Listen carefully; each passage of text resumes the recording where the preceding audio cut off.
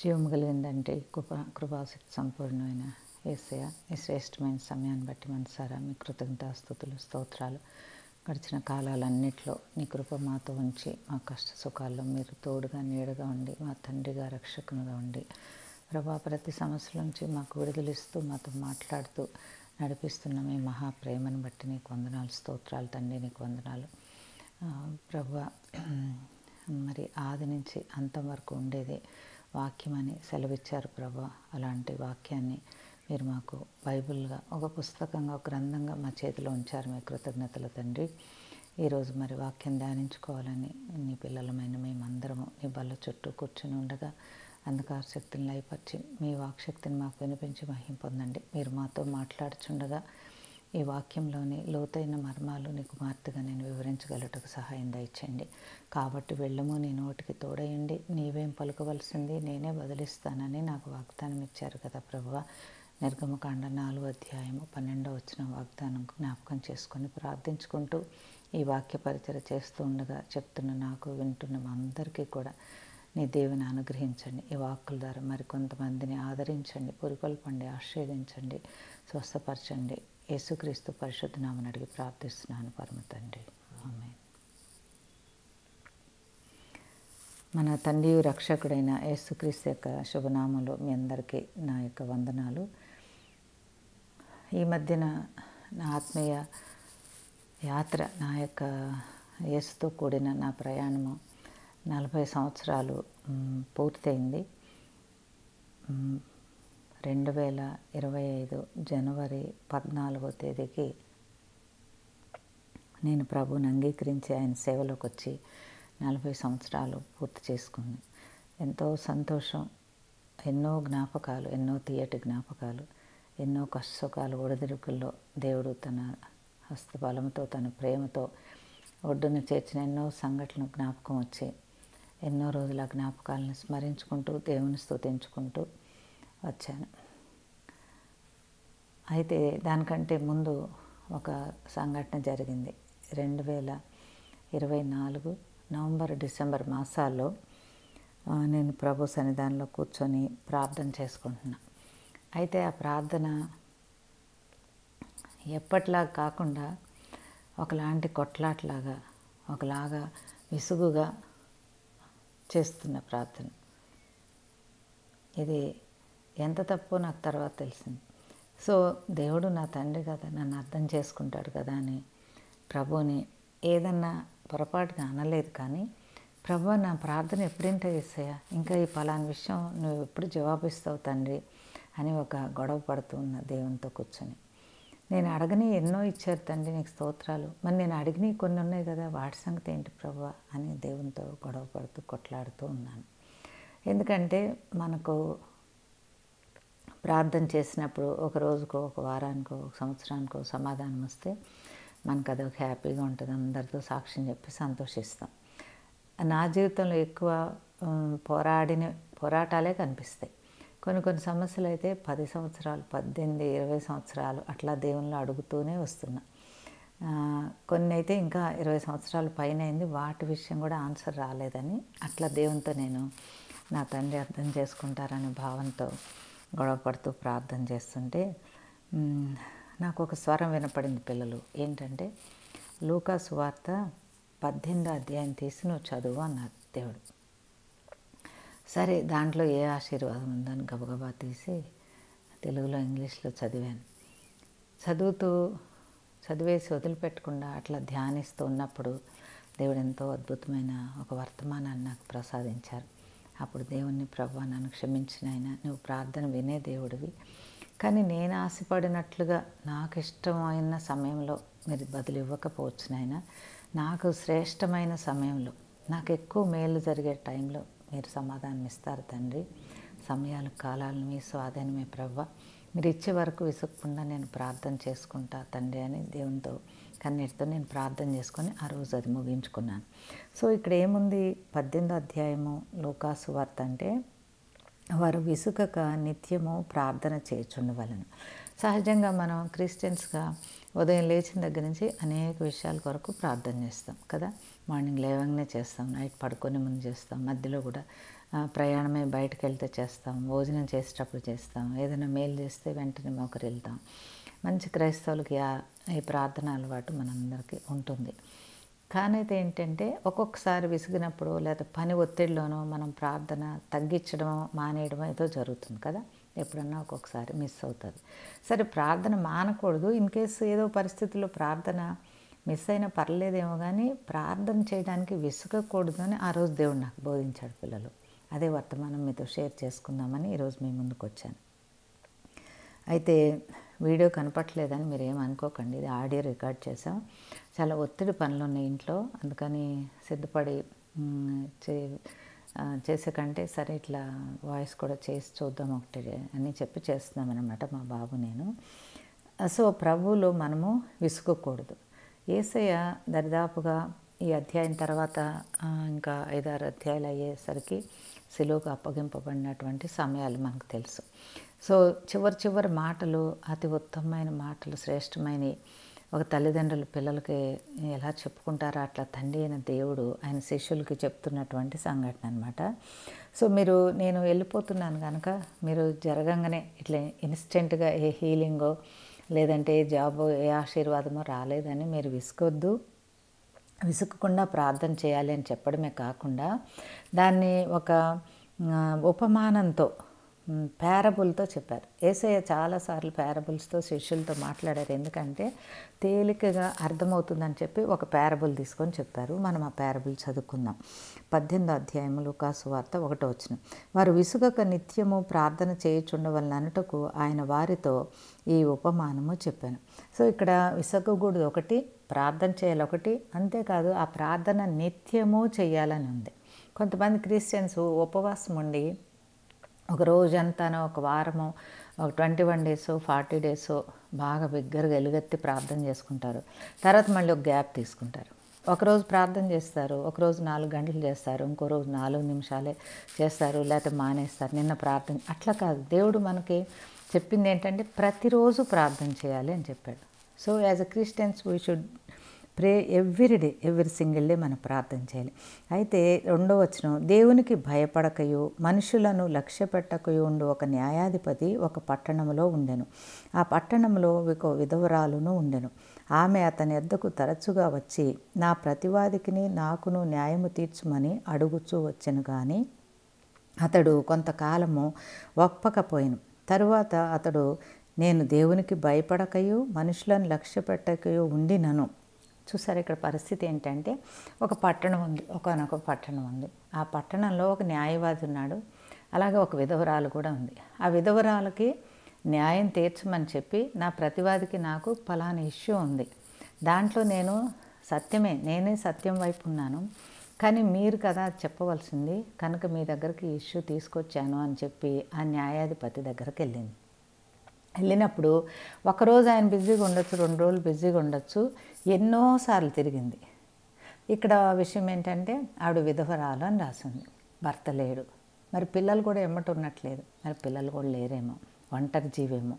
So ఇంకా ఆయనకి ఏమైనా బిజీ ఉన్నా ఈవిడిది ముందు పెట్టుకొని ముందుగా ఈవిడికి తీర్పు తీర్చి ఆవిడకి ఒక సొలేస్ అంటే ఒక ప్రశాంతత ఇవ్వాలి కదా.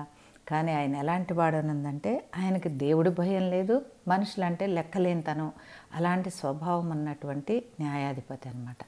సో ఆవిడ ఎన్నిసార్లు వెళ్ళినా కానీ ఆవిడకి న్యాయం తీర్చకుండా ఉంటుంది. ఆవిడ విసుగకుండా మళ్ళీ మళ్ళీ మళ్ళీ మళ్ళీ వెళ్తుంది. అది దేవుడు చెప్పింది. అరే ఈయన ఎంతగా అడిగితే కూడా ఈయన న్యాయం తీర్చట్లేదు అని చెప్పి ఆవిడ విడిచిపెట్టలేదు. కానీ రేపు కనికరిస్తాడేమో, ఎల్లుండి కనికరిస్తాడేమో, నా వైపు సత్యం ఉంది కదా, ఈ వారమంతా కాకపోతే నెక్స్ట్ వీక్ వెళ్తా, నెక్స్ట్ మంత్ వెళ్తా, నెక్స్ట్ ఇయర్ కూడా వెళ్తాను. ఆవిడ విశ్వాసం ఏంటి అంటే, ఆవిడకి ఆ శక్తి ఆ బలము ఏంటి అంటే ఆవిడలో సత్యం ఉంది. ఈ కేసు ఎవరు వాదించినా న్యాయం నా తరపున ఉంది, నేను గెలుస్తాను అనేటువంటి ఆవిడలో ఉన్నటువంటి సత్యము ఆవిడకి ఆ ధైర్యాన్ని ఇచ్చింది. నిరీక్షణ కోల్పోలేదు, ఆశను కోల్పోలేదు, తప్పకుండా నేను గెలుస్తానని. ప్రియమైన దేవుని పిల్లలారా, మీరు దేవుని దగ్గరికి వెళ్ళేటప్పుడు కూడా మీలో యేసు ఉన్నాడు, యేసు అనే సత్యాన్ని మీరు కలిగి ఆ సత్యంలోని బలం పెట్టి ప్రభ నేను పాపినే, కానీ నాలో ఉన్న మీరు గొప్ప దేవుడు ప్రభ, మిమ్మల్ని బట్టి నాకు న్యాయం తీర్చుతండి అని మనం ప్రార్థన చేసుకోవాలి. సో ఆవిడ మళ్ళీ మళ్ళీ తిరిగి తిరిగి వెళ్తున్నప్పుడు ఆ న్యాయవాది ఏమంటున్నాడంటే, నాకు దేవుడంటే లెక్కలేదు, గాడ్ ఫీరింగ్ అంటారు చూడండి, దేవుడు లెక్కలేదు, ఎవడేం చేసుకుంటాడు, నేను ఎటు తీర్పు చెప్పినా పర్లేదు అనే స్వభావం. అరే ఈవిడ జాలి, ఒక పెద్ద వయసులాగా ఉంది, భర్త చనిపోయాడే పాపం అనేటువంటి ఒక మంచి ఆలోచన, మనుషులను గౌరవించడం, పిల్లల్ని పసిపిల్లలు అంటే జాలి, ముసలి వాళ్ళంటే గౌరవం, అలాంటిది కూడా లేనటువంటి మనిషి దగ్గరికి ఈవిడ వెళ్తూనే వెళ్తూనే వెళ్తూనే ఉంది. అలాంటిది సర్వశక్తిమంతుడైనటువంటి యేసయ్య, సర్వలోకాల్ని సృజించినటువంటి సర్వ సృష్టికర్త, మనల్ని ప్రేమించి తన ఏకైక కుమారునిచ్చిన దేవుడు మన న్యాయాధిపతి కదా. ఆ న్యాయాధిపతి దగ్గరికి వెళ్ళేటప్పుడు వెళ్తూ ఉంటే మనకు న్యాయం తీరుస్తాడా మీరు చెప్పండి. ఇక్కడ ఈ అన్యాయపు న్యాయాధిపతి, చెడ్డ స్వభావం ఉన్న న్యాయాధిపతి న్యాయం తీర్చినప్పుడు మనల్ని ప్రేమించి తన రక్తం ఇచ్చి తన పిల్లలుగా చేసుకున్నటువంటి దేవుడు మనకు సమాధానం ఇవ్వడా? తప్పకుండా ఇస్తాడు పిల్లలు. ఇది చదువుతూ ఉండగా నేను అదే నేర్చుకొని నాలోని తొందరపాటును గ్రహించుకొని ప్రభు సన్నిధిలో ఇంకా లోతుగా విశ్వసించడానికి నాకు ప్రభు సహాయం చేశారు. 5వ వచనం చూడండి, ఈ విధవరాలు నన్ను తొందర పెట్టుచున్నది కనుక ఆమె మాటి మాటికి వచ్చి గోజాడుకుండునట్లు ఆమెకు న్యాయము తీర్తునని తనలో తాను అనుకొనెను. ఇతనికి ఏంటి, ఒక భయం పట్టుకుంది. అంటే హీ బికేమ్ క్రేజీ అని ఉంది ఇంగ్లీష్ బైబిల్లో చూసినట్టయితే, he became very crazy, helpless, torn అని ఉంది. అంటే ఒక చినిగిపోయిన షర్టో చినిగిపోయిన షూ గురించి మనం తీసేస్తామని చూడండి, అలాంటి మాటలు ఇంగ్లీష్ బైబిల్లో వాడబడి ఉన్నాయి. అమ్మో ఈవిడ నన్ను పడగొట్టేలాగా ఉంది, మళ్ళీ మళ్ళీ వచ్చి గోజాడి నా మనసు పాడైపోతుంది, నా మనసుకి ఏదో అవుతుంది, first let me finish this, ఈవిడికి నేను న్యాయం తీర్చాలి అనేటువంటి ఆలోచన ఆయనకు వచ్చినట్టుగా మనం చూస్తున్నాం. ఈ ఆలోచన ఎలా వచ్చింది చూడండి పిల్లలు. 6వ వచనం, మరియు ప్రభు ఇట్లన్యను, అన్యాయస్తుడైన ఆ న్యాయాధిపతి చెప్పిన మాట వినుడి. ప్రభు చెప్తున్నాడు తన శిష్యులకి ఏంటి అంటే, ఆ న్యాయాధిపతి అన్యాయస్తుడే, కానీ ఆయన ఏం చెప్తున్నాడో మీరు వినండి. ఏం చెప్తున్నాడు? దేవుడు తాను ఏర్పరచుకున్న వారు దివారాత్రులు తన్నుగూర్చి మొరపెట్టుకొనుచుండగా వారికి న్యాయము తీర్చడా? సో ఇప్పుడు ఈ లోక సంబంధమైన న్యాయాధిపతి ఆయనకి ఇష్టం లేకపోయినా ఈ కేసు వాయిదా వేస్తున్నా కూడా ఆయన మనసు మారిపోయింది చూడండి. అతనికి దేవుని భయం లేదు, మనుషులంటే గౌరవం లేదు. కానీ ఇప్పుడు ఎలా మాట్లాడుతున్నాడు చూడండి, దేవుడు తాను ఏర్పరచుకునేవారు. క్రిస్టియన్స్ అంటే ఎవరని మీరు అనుకుంటున్నారు పిల్లలు? మనం ఏర్పరచబడినవారు, మనం ఏర్పరచబడిన సంఘం. పౌలు అనేక సార్లు ఉత్తరాల్లో ఏర్పరచబడిన వారైనా అని రాస్తారు. మా చర్చ్ పేరు అదే, ఏర్పరచబడిన వారి సంఘం, చర్చ్ ఆఫ్ చోజన్. మనందరం క్రైస్తవులుగా ఈ భూమి మీద దేవుడు మనల్ని ఆయన యొక్క పరలోక రాజ్యం స్వతంత్రించుకోవడానికి ఏర్పాటు చేశారు, మనల్ని ఏర్పరచబడిన వాళ్ళు. ఇప్పుడు ఏదైనా పెద్ద గ్రాండ్ మ్యారేజ్ అయితే ముందు సీట్లు కొన్ని రిజర్వ్డ్ అని ఉంటాయి కదా, అవి ఇంకెవరు వేరే వాళ్ళు కూర్చోరు, అవి ఎవరి కోసమై పెట్టబడి వాళ్ళే వెళ్ళి కూర్చుంటారు. సో మనల్ని అట్లా దేవుడు ఏర్పరిచాడు. సో ఏర్పాటైన వాళ్ళ మీద దేవుడి యొక్క కృప ఉంటుంది, దేవుని యొక్క దయ జాలి ఉంటుంది. సో ఈ లోకంలో నీకెవరైనా అన్యాయం చేయాలని ఆలోచించినా, చేయటానికి ప్రయత్నం చేసినా యేసు తండ్రి అవి సాగనివ్వరు, అది వాళ్ళ వల్ల సాధ్యం కాదు. కానీ ఎట్లా అంటే కనుక మనం విసుగకుండా ప్రతిరోజు మనం యేసు నామములో ప్రార్థన చేయాలి. ఒకరోజు చేసి ఒకరోజు చేయకుండా కాదు. దేవుడు నాకు ఇది తప్పకుండా ఇస్తాడని.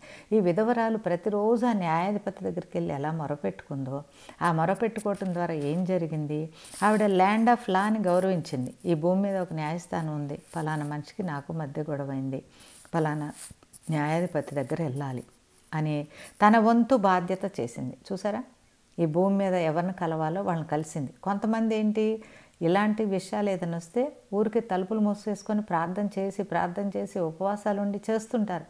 అది కరెక్ట్ కాదు పిల్లలు. నేను చాలాసార్లు మా చర్చిలో చెప్తుంటా, నీకు ఉద్యోగం రావాలి, నీ భర్త నీతో సమాధాన పడాలి, నీ ఆఫీస్లో ఏదో గొడవ ఉంది, నీవేది చేయాలి అది చేయాలి, మళ్ళీ ఇంటికి వచ్చి మనం ప్రార్థన కూడా చేయాలి. ఈ రెండిట్లో ఏది మానేసినా కానీ దేవుని కార్యం జరగదు. సో ఈ విధవరాలు ఈ లోక సంబంధమైన న్యాయాధిపతి దగ్గరికి వెళ్తూనే పరలోక న్యాయాధిపతి అయిన యేసు నామంలో ప్రార్థన చేస్తుంది. ఆ ప్రార్థన విన్నటువంటి దేవుడు తన ఆత్మకార్యము ఆ మూర్ఖుడైన న్యాయాధిపతిలో ఆయన మనసు మార్చి, అరే నేను మూర్ఖంగా ఉన్న ఇన్ని రోజుల్లో తప్పు జరిగింది, నాది చాలా తప్పు చేసింది, ఆవిడని గౌరవించి ఉండవలసింది, నేను తోలనాడు పంపించానని ఆయన మనసు మారటమే కాకుండా ఆమె పక్షంగా ఆయన తీర్పు చెప్పినట్టు కూడా మనం చూస్తున్నాం. ఇది చదివినప్పుడు నాకు చాలా ఆశ్చర్యం వేసింది పిల్లలు. సో మనం ప్రార్థన అంతకుముందు బహుశా రాత్రి చేసుకునేదేమో, పగలేమైనా పని చేసుకునేదేమో, భర్త లేడు కదా, ఎక్కడికన్నా వెళ్ళి పని చేసుకొని బతికేదేమో. ఇప్పుడు ఈయన మొండికేసి మూర్ఘించిన కారణంగా పగలు రాత్రి ప్రార్థన చేసిందని ఉంది. హల్లెలూయా, హల్లెలూయా, హల్లెలూయా. 7వ వచనం చూడండి. దేవుడు తాను ఏర్పరచుకున్న వారు దివారాత్రులు తన్ను గూర్చి మొరపెట్టుకొనుచుండగా వారికి న్యాయం తీర్చడా? అంతకుముందు ఒక పూట చేసేదేమో, ఒక గంట చేసేదేమో, పగలు రాత్రి ఏడ్చి కన్నీటితో ప్రార్థన చేస్తుంది. ఆ ప్రార్థన దేవుడు విన్నాడు, దేవుడు చూశాడు, కనుక న్యాయాధిపతిని దర్శించాడు. పిల్లలు, ఎంత నాకు ఈ వాక్యం చదివినప్పుడు ఎంత నెమ్మది కలిగి, ఎంత ఆశ్చర్యం వేసిందో. సో మనం కూడా ప్రార్థన చేసినప్పుడు దేవుడు తప్పకుండా నీ ఎదురుగుండా ఎంత కఠినమైన మనుషులు ఉన్నా, అంతకుముందు నిన్నెన్నిసార్లు త్రోసివేసినా సరే, నువ్వు నాకు అక్కర్లేదని చెప్పినా సరే, నీవు సత్యమైన హృదయంతో నీ హృదయంలో సత్యం ఉంచుకొని నీ కేసు, నీ వ్యాజ్యంలో న్యాయం ఉందని చెప్పి నీవు అనుకొని ప్రార్థన చేస్తే కనుక తీర్పు నీ వైపుకి వస్తుంది. పిల్లలు, ఒక్కొక్కసారి యోహాను సువార్తలో ఉంటుంది, ఒక్కొక్కసారి దేవుడు పాపుల మనవి వినడు అని ఉంది. ఒక్కొక్కసారి మనం ఏం చేస్తాం, హృదయంలో అసత్యాన్ని ఉంచుకొని మనం ప్రార్థన చేయడానికి ప్రయత్నం చేస్తాం, ప్రార్థన చేస్తాం. ఆ ప్రార్థనలో ఎట్టి పరిస్థితుల్లో దేవుని దగ్గరికి వెళ్ళవు పిల్లలు. దేవుడు పాపుల మనవి ఆలకించడన్నది నేను ముందే చెప్పాను. ఆవిడ అన్నిసార్లు న్యాయాధిపతి దగ్గరికి వెళ్తుందంటే ఏంటి, ఆవిడ అన్యాయస్తురాలైతే వెళ్ళలేదు. ఈ కేసులో నేను చేసింది మంచిదే, నేను చేసింది కరెక్ట్, నా ప్రతివాదే నా పక్షాన్ని పగ తీర్చుకొని ఇలా చేశారు, కనుక నేను ఈ కేసు తప్పకుండా గెలుస్తా, నాకు యేసయ్య తోడుగా ఉన్నారు, నేను ఒంటరిదాన్ని కాదు, నాకు భర్త లేకపోవచ్చు, పిల్లలు లేకపోవచ్చు, ఇరుగు పొరుగు లేకపోవచ్చు, నా యేసు తండ్రికి తెలుసు నేను ఎలాంటి దాన్నో అనేటువంటి ఒక విశ్వాసం ఉంటే, ఒక మంచితనం ఉంటే, నీ ఆలోచన విధానం, నీ జీవిత విధానం నువ్వు కరెక్టే కానీ ఉంటే కనుక దేవుడు తప్పకుండా న్యాయాధిపతిని కూడా దర్శిస్తాడు. నీకు ఎదురుగా నిలిచిన మనిషిని కూడా అపజయం పాలు చేసి జయం నీకు ఇస్తాడు. పిల్లలు, ఇది చాలా చాలా ముఖ్యమైన విషయం. చాలాసార్లు నా పక్షాన్ని ఎవరు లేరు, నన్ను అర్థం చేసుకోవట్లేదు, దీంట్లో నా పాయింట్ ఉంది, ఇది నాకు కరెక్ట్ అనిపిస్తుంది, అది నాకు కరెక్ట్. నువ్వు కరెక్టో కాదో, నువ్వు సత్యంలో ఉన్నావో లేవో నువ్వు వాక్యంలోంచి తెలుసుకో. ఒకసారి వాక్యం చదువుకో. ప్రభా, నాలో ఏదైనా దోషం ఉంటే ఇదిగో నేను న్యాయాధిపతి దగ్గరికి వెళ్తున్నా, నేను గెలవాలని కోరుకుంటున్నా, నాకు పలానా మనిషితో విభేదం ఉంది ప్రభా, నా భర్తతో విభేదం ఉంది, ఆఫీసులో పలానా వాళ్ళతో విభేదం ఉంది, లేకపోతే నా అక్క చెల్లెళ్ళ అన్నదమ్ముల మధ్యన పలానా విభేదం ఉంది, ఆస్తి తగాదాలు ఉన్నాయి, మా అత్తగారు నా మాట వినదు, లేదంటే మా కోడలు నాకు విధేయతగా ఉండదు. ఈ దీంట్లో ఫస్ట్ నువ్వు దేవుని దగ్గరికి వెళ్ళి, ప్రభా నాలో సత్యం ఉందా, అసత్యం ఉందా, నాలో తప్పు ఉంటే తండ్రి ఇప్పుడే మీరు తీసేయండి, మా ప్రతివాది కరెక్ట్ అని నీకు అనిపిస్తే ప్రభా, నాకు ఎదురుగుండా ఉన్న మనిషిలోనే సత్యం ఉందని నువ్వు నాకు తెలియచేస్తే తండ్రి వాళ్ళ దగ్గరకు ఒకసారి వెళ్ళి చేతులు పట్టుకొని అమ్మ క్షమించని అడుగుతాను. That is how God works some times. ప్రతిసారి నాదే కరెక్టు, ప్రతిసారి నేను చేసిందే మంచిది, వాళ్ళ తప్పు వీళ్ళ తప్పు వీళ్ళ తప్పు అంటే దేవుడు వాదిని ప్రతివాదిని ఇద్దరిని చూస్తుంటాడు. పిల్లలు, ఈ విధవరాలు పక్షాన్ని న్యాయం ఉంది కనుకనే, అంత మూర్ఖుడైన న్యాయాధిపతిని కూడా దేవుడు మార్చాడు కనుకనే, దేవుడు భయము భక్తి లేనటువంటి ఈ న్యాయాధిపతి ఏం చెప్తున్నాడు తెలుసా, ఆ విధవరాలు దివారాత్రాలు ప్రార్థన చేస్తుందయ్యా అంటున్నాడు. హల్లెలూయా. అంటే ఆ విధవరాలు దివారాత్రాలు ప్రార్థన చేస్తుందని ఈయనకెలా తెలుసు, ఈయనకెలా తెలుసు, తండ్రి అనే దేవుడు తప్పకుండా కనపడి ఆ కుమార్తెలో న్యాయం ఉంది, ఆ బిడ్డ నా నామంలో ప్రార్థన చేస్తుంది, నీవు ఈ రకంగా తీర్పు చెప్పు నా బిడ్డ మళ్ళీ వచ్చినప్పుడు అని దేవుడి యొక్క భయాన్ని యేసయ్య ఆ అయోగ్యుడైన న్యాయాధిపతిలో కలిగించినట్టుగా నాకు అర్థమైంది. పిల్లలు, అందుకని నిన్ను ఇప్పుడు ఏ సమస్య కష్టపెడుతుందో, ఏ విషయం బాధపడుతుందో, లేదంటే ఎవరు నీ మీద ఎగనిస్ట్గా ఉన్నారని నువ్వు బాధపడుతున్నావో, వీటన్నిటి విషయం నువ్వు ప్రక్కకు పెట్టి ఒక విషయం తేల్చుకోవాలి. ఫస్ట్ దేవుని దగ్గరికి. ఈ విధవరాలు ఎవరి దగ్గరికి వెళ్ళింది? న్యాయాధిపతి దగ్గరికి వెళ్ళటానికంటే ముందు సర్వలోకనాథుడైన యేసయ్య దగ్గరికి వెళ్ళింది. ప్రభు యేసు నామములో నేను ఈ ప్రార్థన చేస్తున్నా. ఇదిగో జరిగిన తగు ఇది, జరిగిన మాట మార్పిడి ఇది, ఆస్తి తగాద ఇది. ప్రభు మీరు చూచే దేవుడివి, న్యాయం నా పక్షాన ఉందంటే నేను ఫలానా న్యాయాధిపతి దగ్గరికి వెళ్ళి నా కేసు ప్లీడ్ చేస్తా, మీరు ఉండాలి తోడుగా. లేదా ఒకవేళ ఈ జరిగిన ఎపిసోడ్ అంతట్లో నాదే తప్పైతే తండ్రి నాకు తెలియచేయి. ఆ మహాతల్లికి నేను నిజంగా నమస్కరించుకుంటూ ఈ వాక్యం మీతో చెప్తున్నాను. చూసారా, అంత స్వచ్ఛమైన మనసు. ఆవిడ మనసులో, ఆవిడ హృదయంలో సత్యం ఉంది. ఆ సత్యాన్ని భద్రపరచుకొని ప్రతిరోజు వెళ్ళి ఆ న్యాయాధిపతిని కలవటమే కాకుండా రాత్రింబగళ్ళు కూడా దేవుని దగ్గర కూడా ఆ విషయం చెప్పుకుంటూ మొరపెడుతూ తనకున్న సమస్యని అద్భుతంగా జయించినట్టుగా ఈ వాక్యంలో మనం చూసుకుంటున్నాం. అయితే ప్రభు ఇక్కడ ఈ విషయాన్ని ఇంతగా, అప్పటికే శిష్యులు ప్రార్థన చేస్తున్నారు, క్రిస్టియన్స్గా మనమందరం కూడా ప్రార్థన చేస్తాం కదా. కానీ ఎందుకు స్పెసిఫిక్గా ప్రార్థన గురించి దేవుడు ఇంత లోతుగా ఒక పారబుల్తో చెప్పారు అంటే కనుక చూడండి, 8వ వచనం, 18వ అధ్యాయం 8వ వచనం. ఆయన వారికి త్వరగా న్యాయం తీర్చును, వారి విషయమే కదా ఆయన దీర్ఘశాంతము చూపుచున్నాడని మీతో చెప్పుచున్నాను.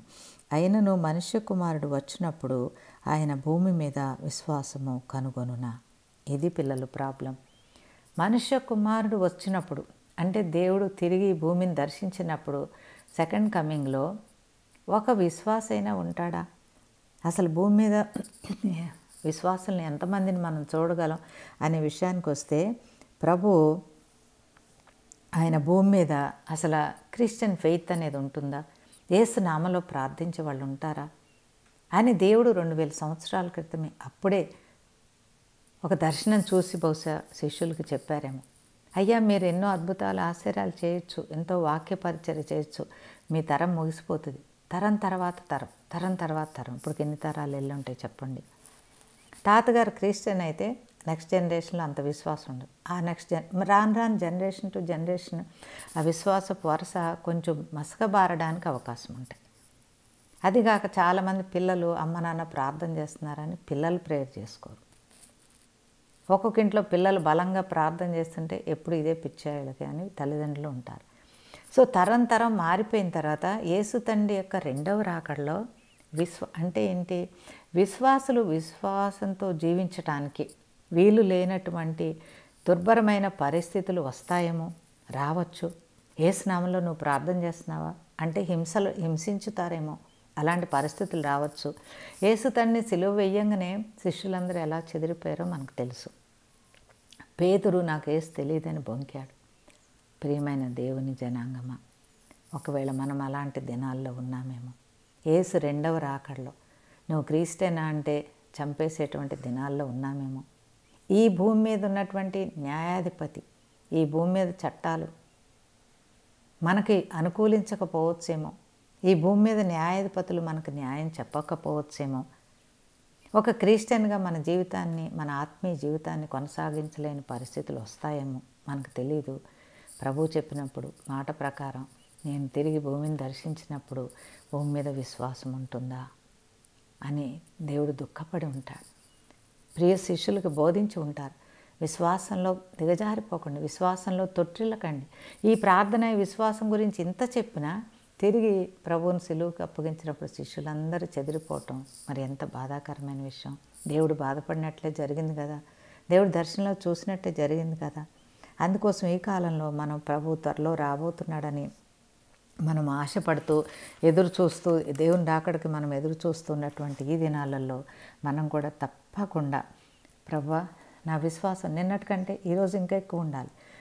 ఇవాళ కష్టం వచ్చింది, విశ్వాసంలో చెడిపోను, రేపు 4 కష్టాలు ఎదుర్కొంటున్నా, ఇంకా విశ్వాసంలో పెరుగుతూ ఉంటా ప్రభువా. ఎందుకంటే నీవు న్యాయం తీర్చే దేవుడు. నేను విసుక్కుండా ప్రార్థన చేస్తా తండ్రి. ఏ కష్టం వచ్చినా, ఏ ఇబ్బంది వచ్చినా కూడా తండ్రి నీ నామంలో, ఒకవేళ రాత్రి ఒకటేనేమో పగలు ఒకటేనేమో కాదు నాయన, దివారాత్రాలు ప్రార్థన చేస్తా. మీరు అనుకోవచ్చు, అమ్మ పగలు పని చేసుకుంటూ ఎలా ప్రార్థన చేసుకుంటామని.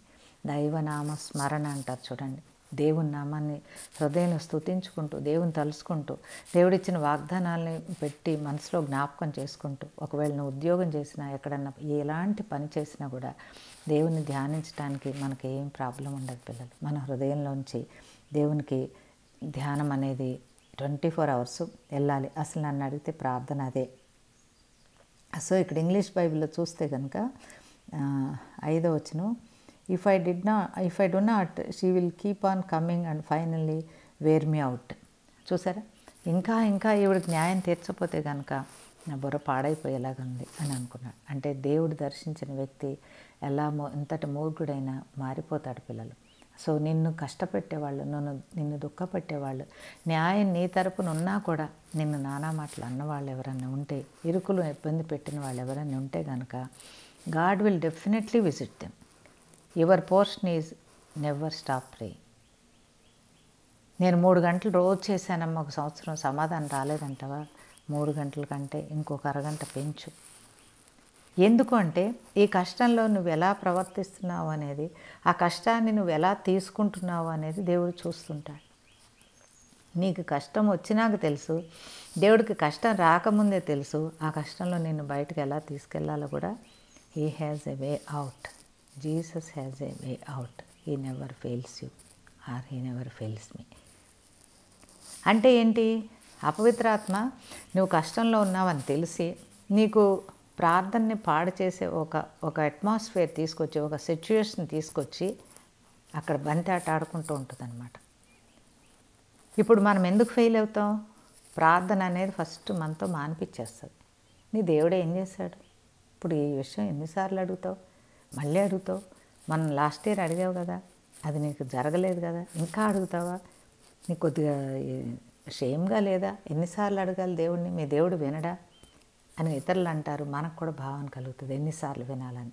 అట్లా మన మనసులో ఒక తలంపు, హృదయంలో ఒక ఆలోచన తీసుకొచ్చి మనని ఫస్ట్ ప్రార్థన జీవితం నుంచి దూరపరిచి, ప్రార్థన మన జీవితంలో మెల్లమెల్లగా తగ్గించి, చివరికి 0కి తీసుకొచ్చి, ఆ 0 నుంచి మైనస్లోకి తీసుకొచ్చి, అలా మన విశ్వాసాన్ని పాడు చేసి, మన ప్రార్థనా జీవితాన్ని పాడు చేసి, అప్పుడు అపవిత్రాత్మ ఎంటర్ అవ్వటానికి ప్రయత్నం చేస్తుంది. ప్రియమైన దేవుని పిల్లలారా, జాగ్రత్త.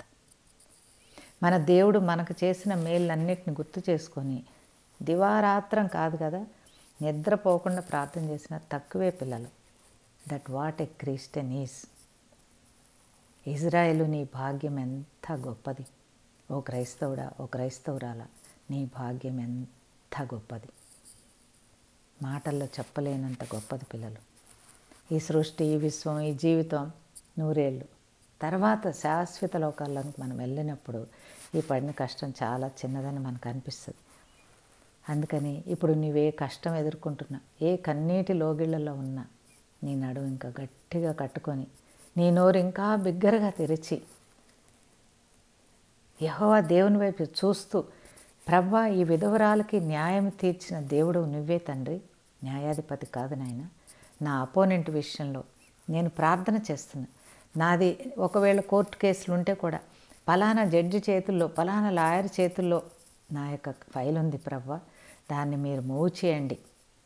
అది అడుగును పడిపోయింది, ఎప్పటికప్పుడు అడుగుకెళ్తుంది.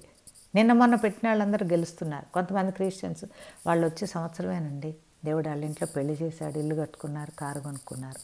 నేను వచ్చి 10 ఏళ్ళు అట్లాగే ఉన్నా. ప్రియ చెల్లి, తమ్ముడు, 10 ఏళ్ళది బాకీతో సహా దేవుడు ఇచ్చేస్తాడు. నేను ఎవ్వరికీ రుణస్తుని కాను అని చెప్పాడు దేవుడు. కానీ నీకు ఎక్కువ శ్రేష్టమైన సమయంలో ఇస్తాడు దేవుడు.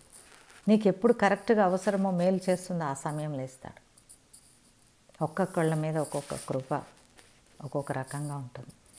మనం బాధ్యత కలిగిన క్రైస్తవులుగా ఉందాం. ప్రార్థన మానకుండా ఉండే క్రైస్తవులుగా ఉందాం. విసుగకుండా ప్రార్థన చేద్దాం. ప్రతిదినం ప్రార్థన చేద్దాం. మన ప్రతివాదితో మన దేవుడు మాట్లాడగలడు. సో ఈ న్యాయవాది అన్యాయస్తుడుగా ఉండి, న్యాయవాది అయ్యుండి అన్యాయస్తుడుగా ఉండి ఈ విధవరాలు తిప్పలు పడుతున్నాడు. సో ఈ యొక్క ఫర్ ఎగ్జాంపుల్ ఈ అన్యాయస్తుడైన న్యాయవాదిని ఒక అపవిత్రాత్మ శక్తి అనుకోండి, ఒక చీకటి శక్తి అనుకోండి, ఓకేనా, ఒక సమస్య అనుకోండి. ఆ సమస్య ఈ విధవరాల్ని వెంబడిస్తుంది, తరుముతుంది అనుకోండి, చేజింగ్, వెంటాడుతుంది, తరుముతుంది. రాత్రి ప్రశాంతంగా కళ్ళు మూసి పడుకుంటే పొద్దున్న లేవగానే అదే సమస్య, మళ్ళీ పని చేసుకొని వచ్చినాక అదే సమస్య. ఆ సమస్య ఆవిడని తరుముతుంది. అయితే ఈ విధవరాలు చేసిన పని ఏంటో తెలుసా? ఆవిడ యేసయ్యని తరిమింది. పిల్లలు, తరమటం అంటే నేను అనేది ఆ మాట, వెంబడించింది, ఇంకా తగ్గించుకొని వెంబడించింది. సైతాన్ శక్తులు మనల్ని తరిమినప్పుడు, అపవిత్రాత్మ శక్తులు, సమస్యలు మనల్ని వెంటాడినప్పుడు మనం యేసయ్యని వెంటాడదాం, యేసయ్యలోని సమాధానాన్ని వెంటాడదాం, మన ప్రార్థనలోని శక్తిని మనం నమ్ముదాం, దేవుని యొక్క కృపలో మనం విశ్వాసం ఉంచుదాం. మన ప్రతి సమస్యలోంచి సమాధానం ఇచ్చేది మన ప్రార్థనే పిల్లలు. మన ప్రార్థన దేవుడు చూస్తాడు. మన జీవితంలో ఏది బండబారిపోయిందో, ఏది కదలిక లేకుండా ఉందో, ఎంత కన్నీరు కార్చినా అలాగే రాయిలాగా ఉండిపోయిందో, ఆ సమస్యని దేవుడు రెప్పపాటులో తీసేయగలడు. అంతేకాదు, అక్కడున్న నీకు వ్యతిరేకంగా ఉన్న ప్రతి మనిషిని కూడా ఆయన అనుకూలపరచగలడు. అంతకుముందు అగౌరవంగా మాట్లాడిన విధవరాల విషయంలో న్యాయాధిపతి ఇప్పుడు తప్పకుండా గౌరవంగా మాట్లాడి ఉంటాడు, నమస్కరించుంటాడు. అమ్మా క్షమించు, దివారాత్రాలు నువ్వు ప్రార్థన చేసావని దేవుడు నాకు చూపించాడు, రా తల్లి నీ కేసు నేను తీర్పు తీరుస్తానని ఆవిడ పక్షాన ఆ న్యాయాధిపతి తప్పకుండా ఈ కేసు తీర్చి ఉంటాడు పిల్లలు. సో ఇలాంటి మూర్ఖుడైన న్యాయాధిపతి సత్యంగా తీర్పు తీర్చినప్పుడు మన తండ్రి అయిన యేసు అనే న్యాయాధిపతి మనకు తీర్పు సత్యంగా తీర్చడా, మన పక్షంగా వాద్యమాడా? చెప్పండి పిల్లలు. సో చాలాసార్లు నేను ఎంతో ఫైట్ చేస్తున్నా, నేను ఎంతో ప్రార్థన చేశా అని మనం అనుకుంటాం పిల్లలు. కాదు, మన పక్షంగా మన పరమ తండ్రి యేసయ్య తండ్రి సాన్నిధ్యంలో, తండ్రి అయిన యెహోవా దేవుని సాన్నిధ్యంలో కూర్చొని మన ఫైల్స్ అన్నీ మూవ్ చేస్తూ ఉన్న కారణంగానే మనం ఇట్లా ఉన్నాం. ఇంకా మనం ప్రార్థనలో ఎదుగుదాం, ఇంకా విశ్వాసంలో ఎదుగుదాం, ఇంకా తండ్రిని వెంబడిద్దాం. ప్రతిరోజు ప్రార్థన చేసుకుందాం, విసుగకుండా ప్రార్థన చేసుకుందాం. మన ఫైల్స్ అన్నిటినీ యేసయ్య కదిలిచ్చి ఈ 2025లో అంతకుముందు మనం చేసిన ప్రార్థనలన్నింటినీ ప్రభు అంగీకరించి ఈ 2025వ సంవత్సరాన్ని ఒక ఆశీర్వాదకరమైన సంవత్సరంగా దేవుడు మనందరి జీవితాల్లో మార్చాలని నేను మనసారా కోరుకుంటున్నా. అంతకుముందు ఏదైతే ఎక్కడున్న సమస్య అక్కడే ఉందో అని మీరు భావించారో వాటన్నిటిపైన దేవుని ఆత్మ పనిచేసి మీ ప్రతివాదికి మీకు న్యాయం తీర్చి మిమ్మల్ని గెలిపించాలని మీ తల్లిగా, సహోదరిగా నేను కోరుకుంటున్నాను పిల్లలు. God bless you. ప్రార్థన చేసుకుందాం. పరిశుద్ధ జీవాధిపతి గొప్ప దేవుడానికి వందనాలు, స్తోత్రములు తండ్రి, నీకు వందనాలు. నాయన, మీ శిష్యులకి ప్రార్థన విసుగకుండా చేయాలని, ప్రతిరోజు చేయాలని, అలా ప్రతిదినం విసుగకుండా చేసిన ప్రార్థనలో ఎలాంటి అద్భుతాలు, ఆశ్చర్యాలు మేము చూడగలమో ప్రభా, మాకు ఈ వాక్యం ద్వారా లూకాసు వార్త 18వ అధ్యాయం 1-8 వచనాల ద్వారా మీరు మాట్లాడినందుకు మీకు ఎంతగానో కృతజ్ఞతాస్తుతులు, స్తోత్రాలు తండ్రి. నాయన, మీరు అక్కడ ఏ క్షణం వస్తుందో అని ప్రభా, సంఘముగా, కుటుంబాలుగా మేము ప్రార్థనాపూర్వకంగా ఎదురు చూస్తున్నప్పుడు తండ్రి, ఒక్క విశ్వాసనైనా నేను కనుగొంటానని అన్నారు తండ్రి. మా విశ్వాసాన్ని మేము ఎప్పుడు విడిచిపెట్టకుండా, మా విశ్వాసాన్ని రోజు వెంబడి రోజు హెచ్చించుకుంటూ తండ్రి, కష్టాలను చూసి మేము కృంగిపోకుండా, అలసిపోకుండా, ప్రతినిత్యము విసుకకుండా యేసు నామములో ప్రార్థిస్తూ నాయన, మేము ప్రతి విషయంలో పోరాడుకొని, ప్రార్థనలోనే పోరాడుకొని జయము పొందుటకు సహాయం దయచేయమని ప్రార్థిస్తున్నాను. నాయన, మా ప్రతివాది చీకటి శక్తి ప్రభువా, దాన్ని ఇంకా ఏ విధంగానూ మేము జయించలేం. ఏ మనుషులు మాకు వ్యతిరేకంగా నిలిచినా మాకు మనుషులు శత్రువులు కాదు నాయన, వాళ్ళల్లో ఉన్న చీకటితో తండ్రి మాకు పోరాటం ప్రవ్వ. అది మేము గ్రహించుకొని యేసు నామలోని ప్రార్థనలో మేము జయం పొంది మీ సాక్షులుగా వర్ధిల్లు భాగ్యం దయచేయండి నాయన. మీరు తిరిగి భూమిని దర్శించినప్పుడు తండ్రి, మేము సంపూర్ణమైన విశ్వాసంతో, లోతైన విశ్వాసంతో, గొప్ప సాక్ష్యాలతో మిమ్మల్ని ఎదుర్కొని తండ్రి మీ పరలోక రాజ్యం చేరినట్లుగా సహాయం దయచేయమని ఈ విజ్ఞాపనలన్నీ విన్నందుకు, ఈ వాక్యాన్ని మా జీవితంలో ఫలింపచేసినందుకు వందనాలు చెప్తూ యేసుక్రీస్తు యొక్క పరిశుద్ధమైన నామంలో వేడుకుంటూ అడుగుచున్నాను పరమ తండ్రి. ఆమేన్. గాడ్ బ్లెస్ యూ పిల్లలు. Keep praying. Pray every day. అర్థమైందా? ప్రతిదినం మనం ప్రార్థన చేయాలి without fail. God bless you. See you again.